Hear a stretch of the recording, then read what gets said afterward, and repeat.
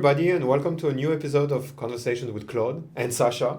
Yes. So now Sasha is here all the time, so we'll have to change the title. Yeah, but Conversations with Claude is much nicer than CWC. Yeah, CWCAS. Yeah. Plus, I think YouTube is going to shorten the title if we start to put too many people. It's already too long as it is. We'll stick to Conversations with Claude. Okay. So today we're going to have an episode about tokens on Tezos and tokenization. So the first thing that I want to do every time that we talk about DeFi or about tokens on Tezos is that what we're going to talk about is not financial advice. So we're just going to talk about the tokens that are popular on Tezos and some that are that have special properties. Absolutely. So and just to reiterate, this is not financial advice. No. Very good. So don't listen to us. Don't listen to us. Just listen to the technical side of what. And that's what we're talking about today, right? Yeah. Anyway, that's the thing that interests us the most for these tokens, how they work, what they do, and that kind of thing. So we have a list here. Yeah. We've compiled 10 tokens. Yes. We've kind of gone based on TVL, but not necessarily. But also just interesting technical aspects, right? Exactly. So this is just kind of what we think is interesting in terms of tokens. So let's start from number 10 all the way up to number 1. Let's do that, right?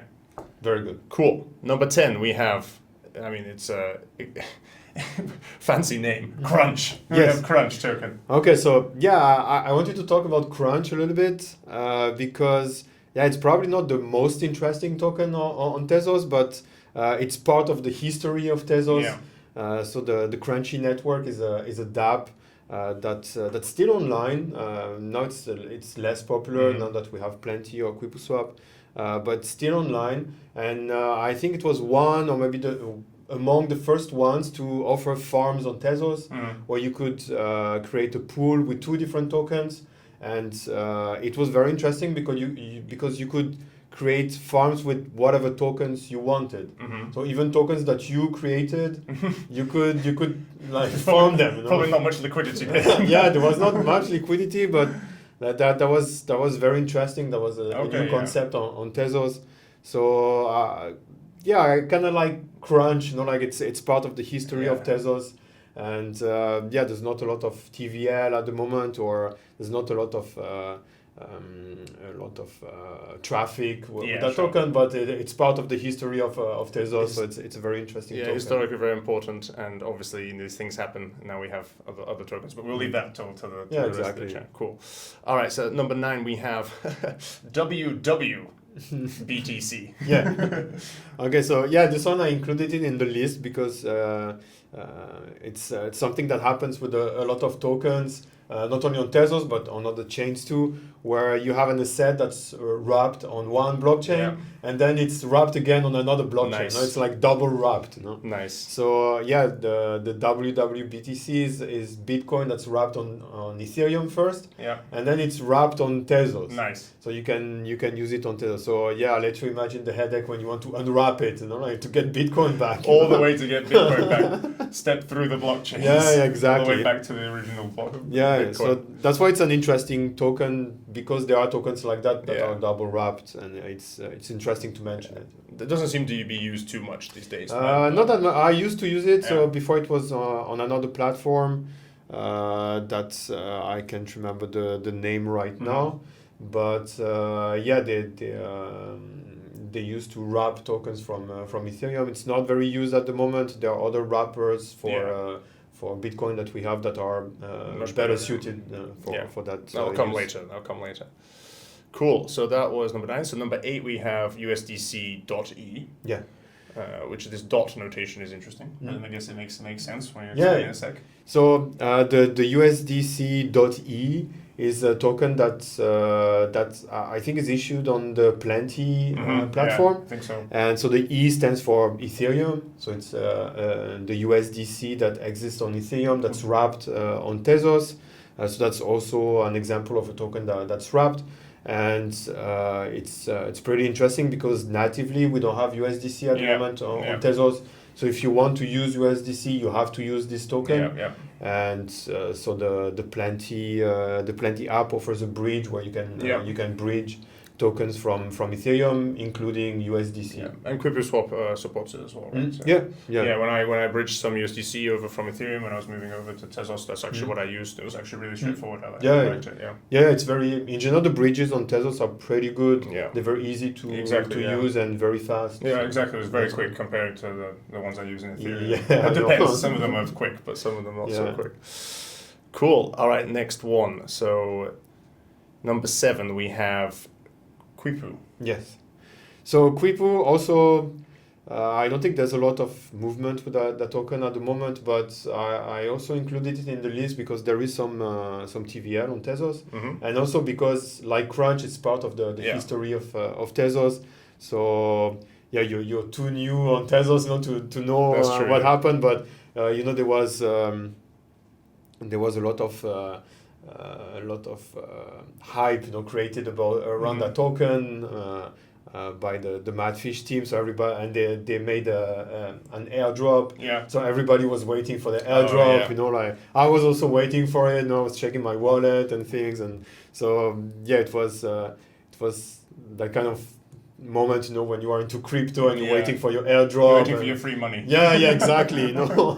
So yeah, that was an exciting moment to get that token. Plus, it's a token. I mean, there were other airdrops on Tezos, but from smaller entities, and this one was an airdrop from Madfish, which is a very big team and active team in the ecosystem. So it was a much anticipated airdrop. Nice.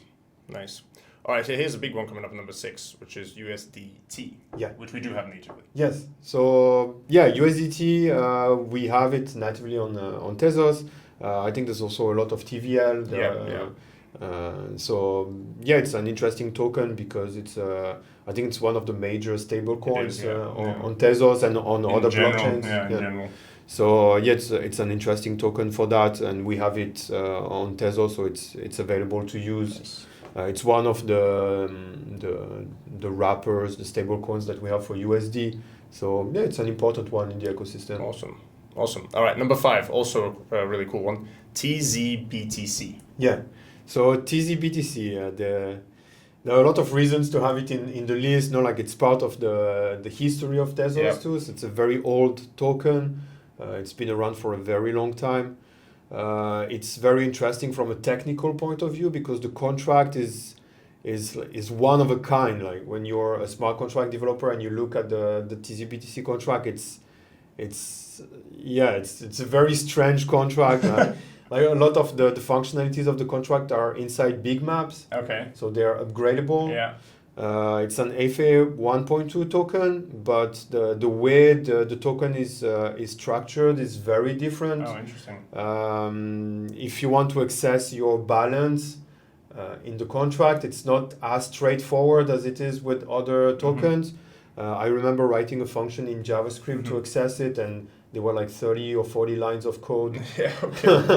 Wow. When for a normal token, like it's 2 or 3 lines of code. No? Yeah. So yeah, there are a lot of formatting and stuff like that to do to get your balance for the tzBTC token.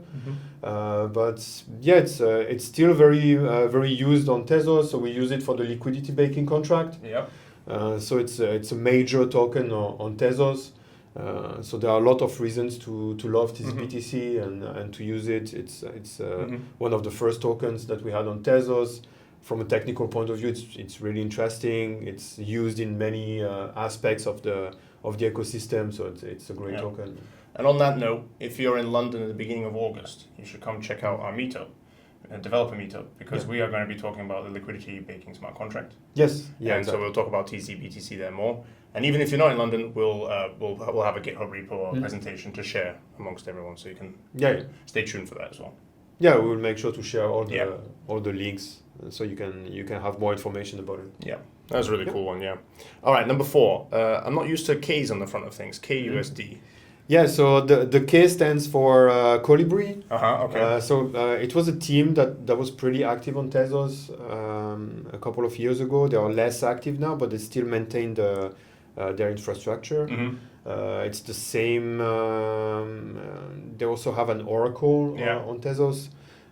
So yeah, they were pretty active, and so they have a stable coin. So it's I think the technical word is algorithmic stablecoin. Oh, okay. So it's not backed by USD, but it's backed by Tez. And then the protocol makes sure that the amount of kUSD that's in circulation matches the amount of Tez in the contract. Yes, and depending on the price of Tez, right? Yeah, and of course one of the major features is that your balance can get liquidated. So you have to watch it carefully, just to make sure that it doesn't happen. One of the main features. So yeah, that's one of the main scary features of that kind of algorithmic stablecoins. But I think it's a very interesting token. It's still very used at the moment in the ecosystem. That's also one of the first tokens that I worked with. So I wrote some code to interact with the contracts, and so I have some kind of emotional attachment to this token. Also, the team that was behind it was really great. Kiefer, if you listen to us, I hope so. I didn't forget you. And they were great people, and it's still pretty active. Like, you can still find. Must be quite cool to check out and just see how it works. Read the smart contracts, right, and see the algorithmic part. Right, it might be quite interesting. Yeah, it's very interesting. All right, number 3 we have U, and I know this one. So this is the governance token for U's, right? Yeah, exactly. Yeah, that's exactly that. So U, I included it in the list. First because there's a big TVL. So it's a very active token on Tezos. It's also very interesting because you get it for free. So you just put your Tez or other tokens in the UVS protocol, and they give you the U token for free. It's also, I remember at one point in time, I don't remember when exactly, I think maybe not 2 years ago, but a year and a half or something like that. The price of the token was above the price of the Tez. Wow. So there was a small window like that where that token was had a price above the price of Tez. So that's remarkable in the Tezos ecosystem. And I just like the UVS ecosystem in general. So it's a great token, and there are a lot of things happening with the token. The team is very active. How is that called? The supply, the total supply is, the supply that's created for the holders is going to be halved. I saw that in a couple of weeks. So that token is going to become even more interesting at that time. So we're going to see what's going to happen. That's really interesting to have a halving for governance too. Exactly. Yeah. And the app is really smooth. I've used it. It looks really nice. The app is really nice. The interface is very nice. Yeah, they did a great job. Great. Yeah. All right, we're almost at the end here. So number 2, we have uUSD. Yeah. So it's another UVS token. So it's also an algorithmic stablecoin. So you put that's how it works. You put your Tez in the contract. So you must open what they call a vault.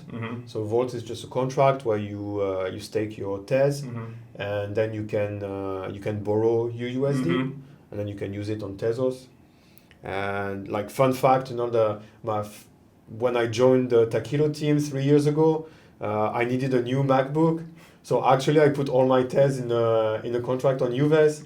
I withdrew uUSD, and I bought a new MacBook. And then little by little, I repaid my that's cool. my loan. So that's a very good functional use. Of something, right? So I used I used the platform for that. Nice. So so uUSD is another algorithmic stablecoin. So you have to watch your vault. You put your Tez in your vault. You can borrow uUSD.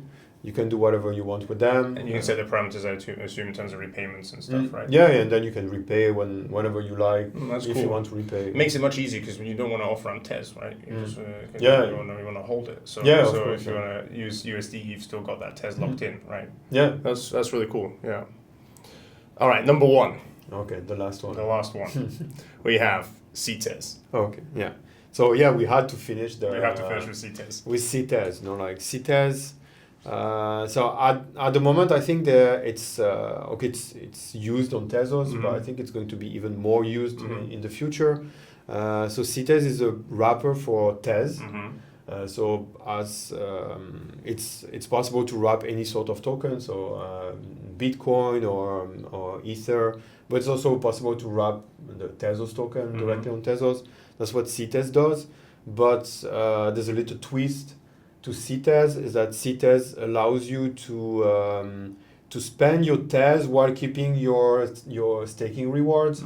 So how it works that in a nutshell, you put your Tez in a vault, and then you can withdraw Ctez, and there's a whole algorithm behind that goes beyond my knowledge. Quite a bit of mathematics. Yeah, that's very complex.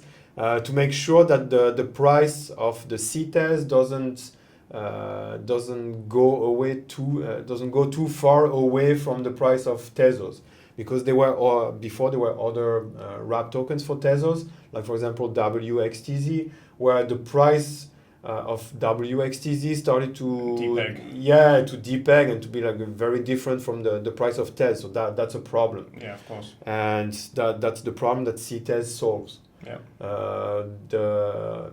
On the other side, you still have to be careful about your vault. Like that if you withdraw too many Ctez, then you have to be careful about the balance of the tokens in the vault. But it's very good because you can use your Ctez the way you want in the ecosystem, and at the same time you keep your staking rewards, because the Tez is in a vault.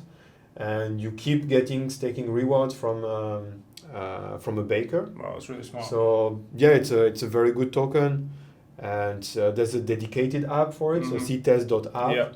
And it's very easy to interact with it. The interface is also very good and very intuitive.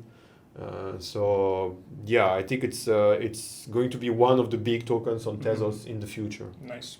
And what do people mostly use it for these days? What do you reckon? And at the moment, outside of DeFi, outside of trading, I don't think there are a lot of use cases for it. So it's mostly for trading. Got it. So it provides this like easier to use wrap token for smart contracts and stuff, while also providing all these benefits of the native token and the staking rewards. Yes, exactly. Really cool. Well, that's the end of the list. Yeah. Reminder again that this was not financial advice. No. And these were just chosen by us as some interesting tokens to talk about. Yeah, and they were very interesting tokens. Absolutely. From an ecosystem point of view, from a technical point of view, from a history point of view. Yeah. Like there are a lot of things that the funny thing about tokens that it's not only like 0 and 1s in a blockchain. Like people start to develop some emotional attachment to them. You remember your history with them. Like it's a very interesting thing to witness. Absolutely. Well, thank you for having me here today, Claude. Thank you for your help. I learned a lot about these 10 tokens. Thank you. Thank you very much. And thank you, everyone, and see you in the next one. Bye. Bye.